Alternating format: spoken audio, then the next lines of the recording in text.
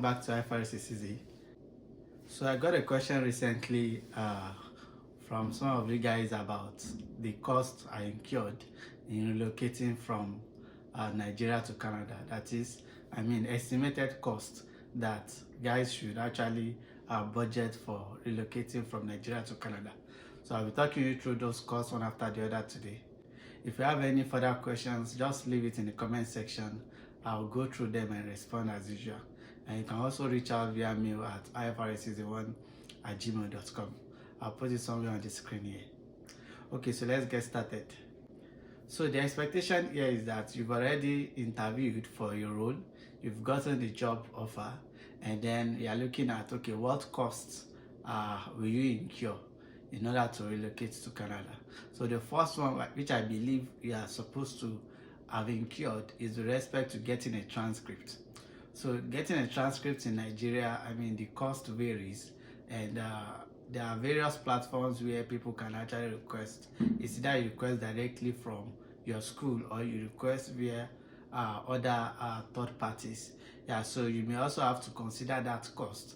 So I can't really indicate the exact cost because when I requested for my own transcript, I'm talking about my BSc certificate transcript, I got that quite a number of years ago, like probably 4 to 5 years ago. Yeah, so the cost then, I think it was barely maybe 20,000 naira that I incurred. So I don't know exactly what the current cost will be, but you may just need to find out. And the other cost that most likely you have to incur is with respect to getting a police certificate.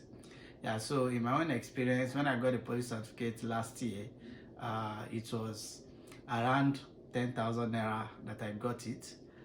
But now, based on the conversations I've had with those in Nigeria, the cost is ranging to like 50,000 naira per person. Yeah, so you may also need to budget that in your estimate. So another cost that may be incurred is with respect to medicals.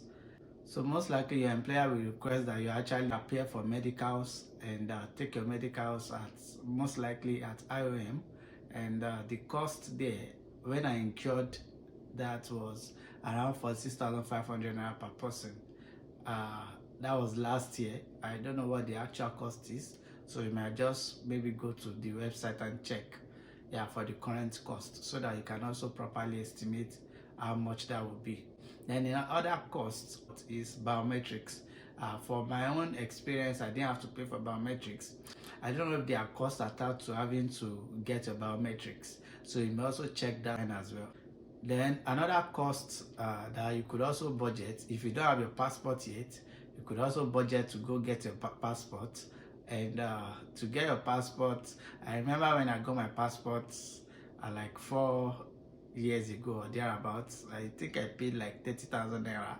Yeah, so if you want to get a passport now, you might be looking at probably 50,000 naira or thereabouts, but I'm not sure. You may also need to make confirmation as regards that. If you go to the passport website, you actually see that. So what I will do is all the links that I have access to with respect to all these, I'll put them into the description box. Yeah, so you may also need to budget for that as well. Then another cost that you might also consider is by the time you receive the approval to actually travel to Canada. Now, for you to get the approval, you are supposed to send your passport for stamping. So there are costs incurred as a result of that as well. Yeah, so you have to send your passport to VFS. So it's either you send it locally to either Lagos or Abuja, or you actually send it out of the country to neighboring countries to fast track it. Yeah, so it depends. There are times when sending it to Lagos and Abuja could actually be faster than sending it out of the country, but it depends. So you may also want to factor that. That means you'll be making use of DHL and the rest. So you may also need to factor that cost into your estimate. Then another cost, which most likely is obvious, is flight tickets. So if you'll be traveling to Canada from Nigeria or wherever location that you're in, you also have to factor that in. And it's easy to get an estimate. It's just for you to go to the website of airlines and see what the cost is looking like. Yeah, those costs change, but at least you'll be able to get an estimate of that. Yeah, so you can do that as well. In my own case, you know, the way it works is that the closer to the travel date, the higher the cost. Yeah, so in my own case, I think estimate I had to pay close to 1.5 million per person because of the time with which I placed or booked an order for the flight. Yeah, so basically those are the major costs that you need to consider, and aside that too, all other costs are based on miscellaneous in terms of, oh, you want to get food stuff, you want to get clothing, and so on and so forth. So those ones are majorly costs that you incur as a result of your setting out to travel.